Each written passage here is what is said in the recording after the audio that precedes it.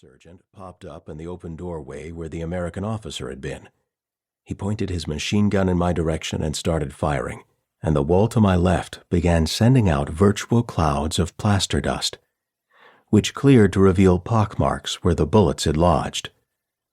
The ground in the room began to shake, and the volume of the helicopter overhead and the gunfire in the street increased to the point of near discomfort. A little boy ran into the street and shouted, "USA! Over here!" Pear pressed another button, and a tank rounded the corner at the end of the street, then headed straight toward me. As it bore down, the combination of the noise, the rumbling ground, and the tank cannon pointing at my face stirred genuine anxiety in me. The anxiety built for several seconds until, at the moment when the tank appeared about to run me over, Pear pressed another series of buttons, and the room returned to its original state.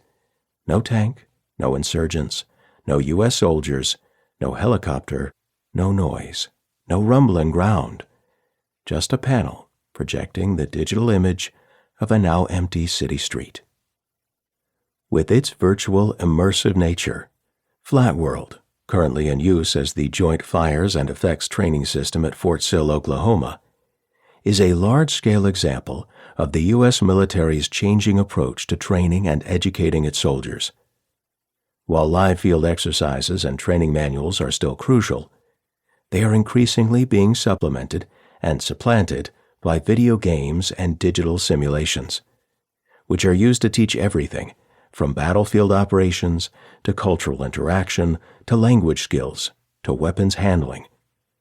Though the specifics vary, today every armed forces service member engages in some form of virtual learning. Helping troops protect themselves or gain the advantage against the endlessly mutating insurgencies that mark today's wars requires a constant shifting of strategies and tactics and the kinds of rapid adjustments and scenarios that print-based manuals, which are updated every 6 months at the most, can't keep up with. Video games, in contrast, allow for near instantaneous user modification, meaning that soldiers in the field can, on a daily basis, input the enemy's latest fighting tactics so that troops who are stateside can keep their training up to date.